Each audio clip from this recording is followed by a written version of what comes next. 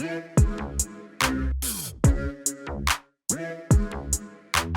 good afternoon, everyone. It's 3 o'clock here in the UK on Tuesday, the 12th of April.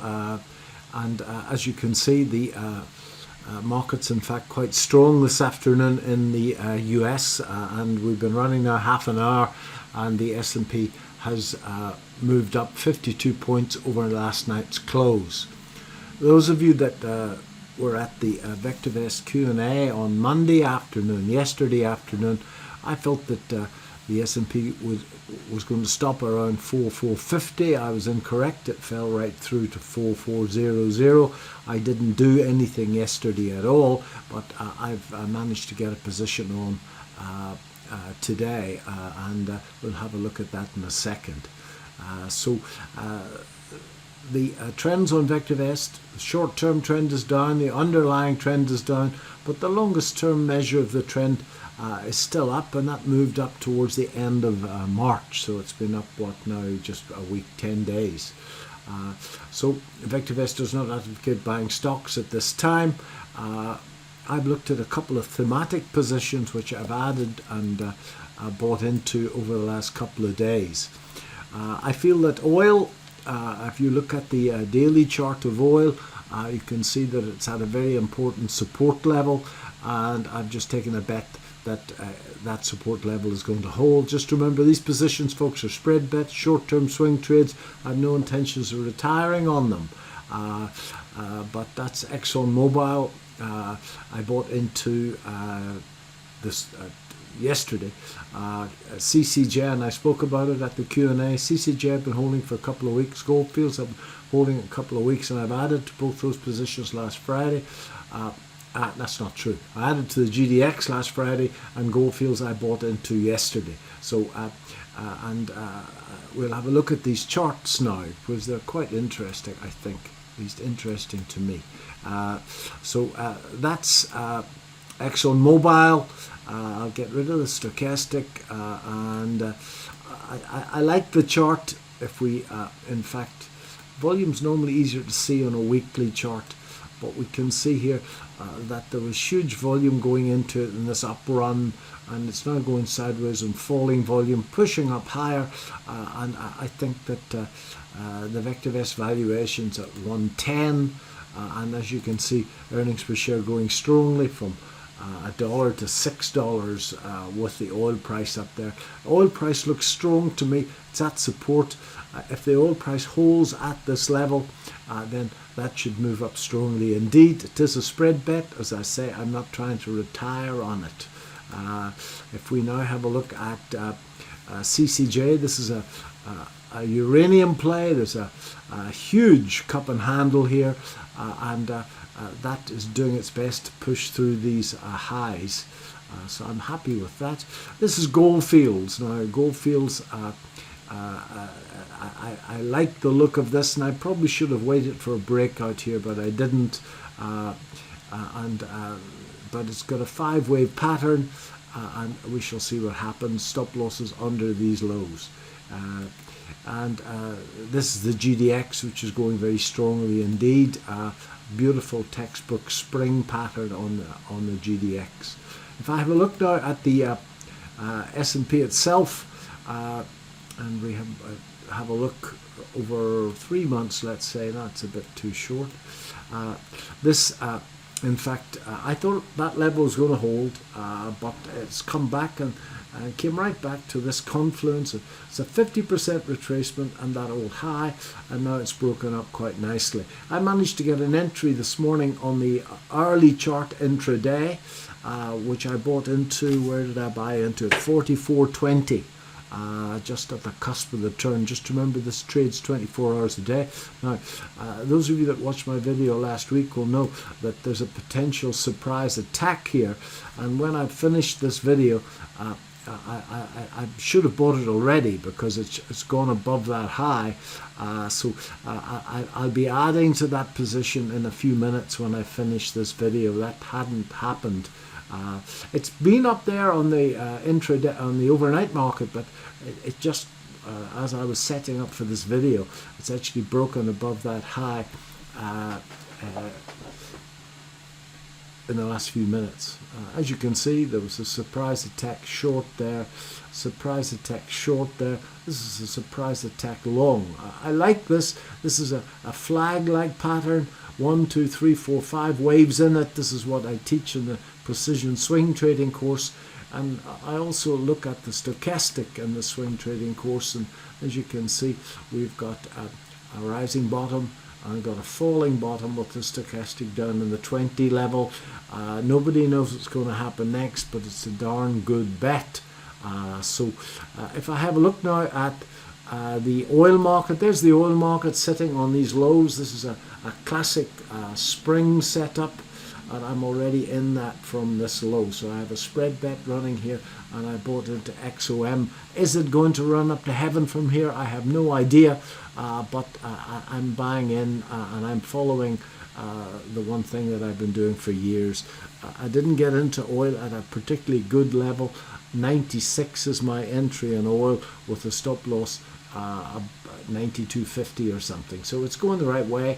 And again, if it, I won't add to it today, but if the position in fact starts to move my way and it breaks up, let's say we close today and tomorrow it breaks up through today's high, then I'll be tempted to add to that position. And while we're here, that's the gold market, and the gold market found supply came into the market at that high, and little surprised why gold fields has in fact pulled back.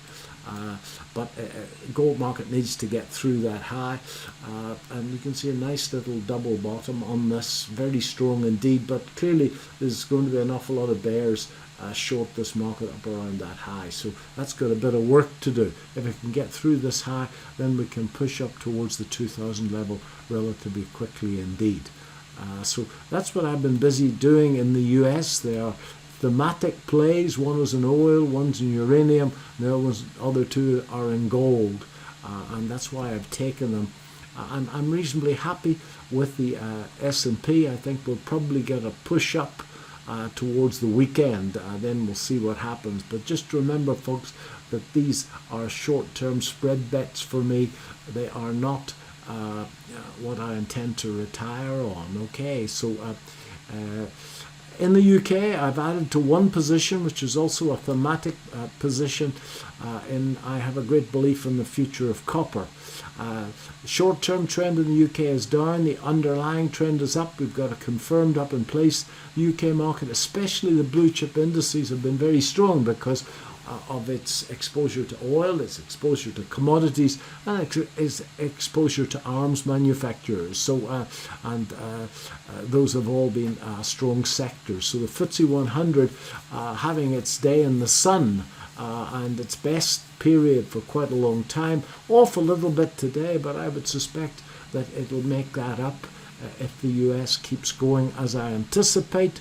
As I keep saying, and I quote Mark Twain, the future's a very slippery commodity. All I'm trying to do with my spread bets is to be able to get in at the point of maximum pessimism, where the risk is least and the opportunity is most, to poorly quote my hero Richard Wyckoff.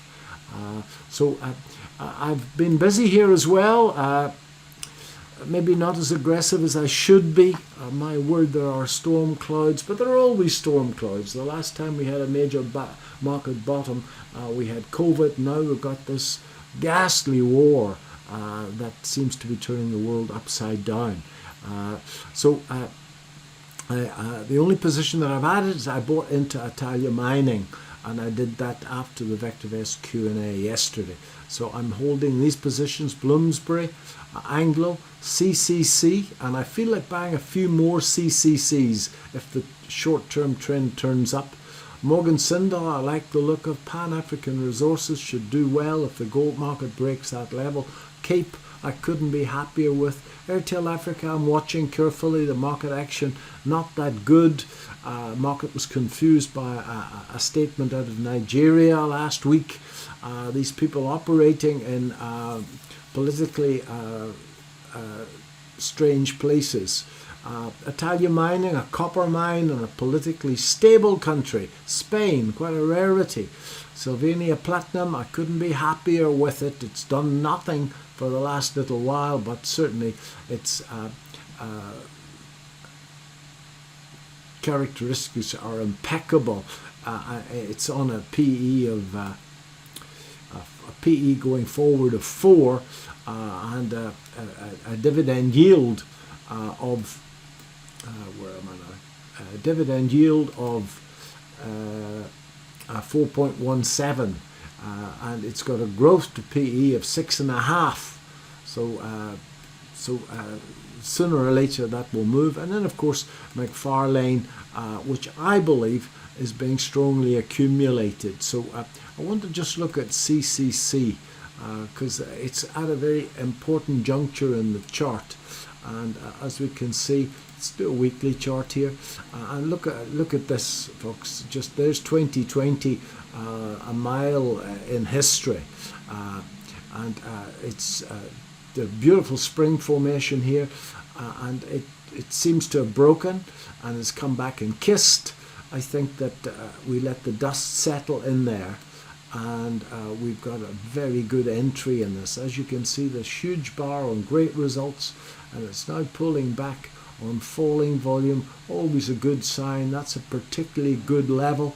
I'm going to wait for the color guard on VectorVest to say yes, this is not a theme, but that looks to me as if that's a particularly good level, around that £28 level in CCC. I've added to this position quite a few times. That's one of the shares that I'm holding since March 2020, March the 24th, 2020, after the COVID collapse. That was one of the shares that I bought into, and I've held it the whole way through. In the sell-off that we had due to the war, it clipped its stop loss by 1 day, and by the time I got around to it, it pushed up. So that, unfortunately, was a stop-running exercise by some very, very capable people in advance of the news, which they clearly had got a sniff of.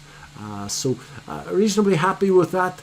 Clearly, folks, the big storm clouds are interest rates going up at a pace that we haven't had for a couple of decades.